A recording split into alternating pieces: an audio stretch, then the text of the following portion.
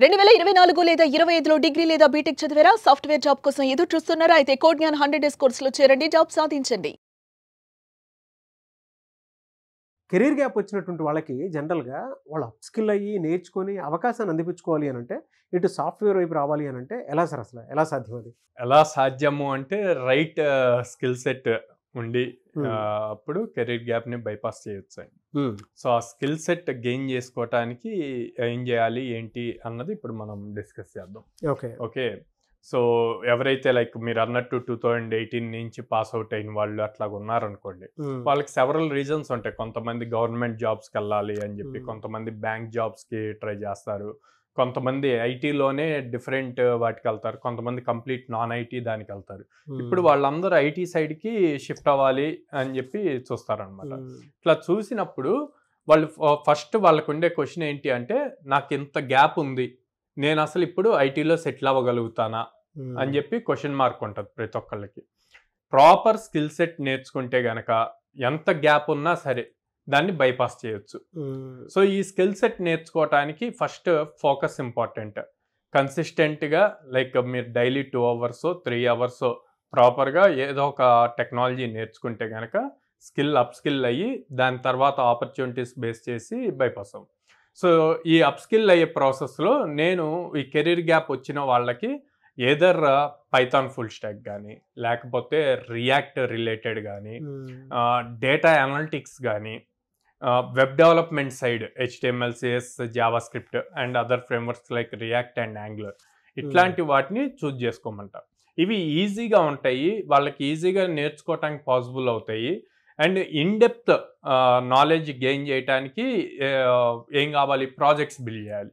So ఆ projects build చేయడం కూడా వాళ్ళకి ఈజీ అవుతుంది అనమాట. సో దీనికి ఒక continuous minimum 6 to 8 months time spend చేసి సబ్జెక్ట్ ప్రాపర్గా నేర్చుకుంటే కనుక తర్వాత మనం జాబ్స్కి అప్లై చేస్తూ వాటిని క్రాక్ చేయొచ్చు. సో ఈ 6 months to 8 months అన్నప్పుడు 6 months లోపు కంప్లీట్ మీరు ఏదైతే చూజ్ చేసుకుంటారో, పైథాన్ చూజ్ చేసుకోండి, జావాస్క్రిప్ట్ చూజ్ చేసుకోండి, ఆర్ రియాక్ట్ చూజ్ చేసుకోండి, ఏది చూజ్ చేసుకున్నా ఫస్ట్ ఫౌండేషన్ స్ట్రాంగ్ ఉండాలి, అంటే బేస్ స్ట్రాంగ్ ఉండాలి. బేస్ స్ట్రాంగ్ ఉండి అక్కడి నుంచి స్కిల్స్ బిల్డ్ చేసుకుంటూ వస్తూ ఆ స్కిల్స్ బిల్డ్ అయ్యేటప్పుడు మనకేం కావాలి? ప్రాజెక్ట్స్ చేయాలి. ఇప్పుడు ఫ్రెషర్స్తో కంపేర్ చేశారనుకోండి, ఫ్రెషర్స్కి వాళ్ళకి చిన్న నాలెడ్జ్ ఉన్న కంపెనీలు ఏం ఫీల్ అవుతాయంటే వీళ్ళని హైర్ చేసుకొని మళ్ళీ ట్రైన్ చేసుకొని చేయొచ్చు అంటారు. మీకు కెరీర్ గ్యాప్ ఉన్నప్పుడు కంపెనీస్ అలా ఆలోచించవు, వీళ్ళని తీసుకునే బదులు ఫ్రెషర్స్ని తీసుకుంటే బెటర్ కదా అంటది.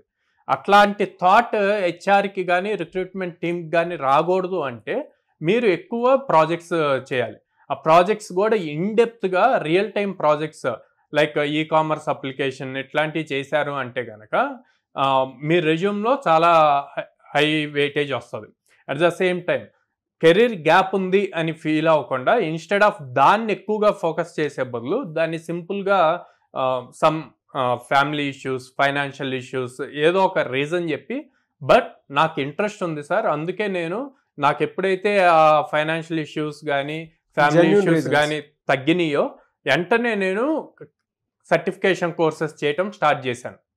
సో ఈ స్టార్ట్ చేసి నాకున్న స్కిల్ని అప్ స్కిల్ చేసుకుంటూ అడ్వాన్స్డ్ లేటెస్ట్ టెక్నాలజీస్ నేర్చుకోవటానికి ట్రై చేస్తున్నాను. చేసి నేను ఇప్పుడు ఈ ప్రాజెక్ట్స్ చేశాను అని చెప్పి లైక్ మనం లాస్ట్ టైం మాట్లాడినట్టు స్టార్ కాన్సెప్ట్లో ఆ ప్రాజెక్ట్ ఎక్స్ప్లెయిన్ చేస్తే ఇంటర్వ్యూయర్ ఇంప్రెస్ అవుతారు. ఓకే, ఏంటి సార్ ఆ స్టార్ కాన్సెప్ట్ ఒకసారి చెప్పండి. సో స్టార్ అంటే గనక ఎస్ అంటే సిచ్యువేషన్ అండి, టీ అంటే టాస్క్, ఏ అంటే అప్లై, ఆర్ అంటే రిజల్ట్.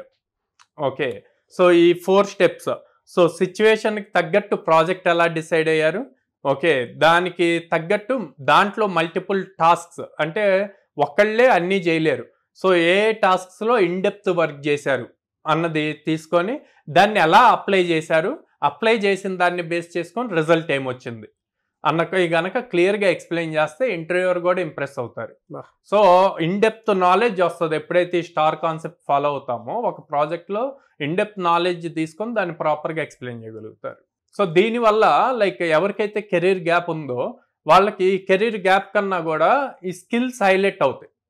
సో ఈ స్కిల్స్ ఉండటం వల్ల కెరీర్ గ్యాప్ అన్నది బైపాస్ అయ్యి మళ్ళీ వాళ్ళ కెరీర్ని రీస్టార్ట్ చేయడానికి యూజ్ అవుతుంది. ఎక్సలెంట్ అండి, thank you sir, thank you so much Sairam గారు. థ్యాంక్ యూ అండి.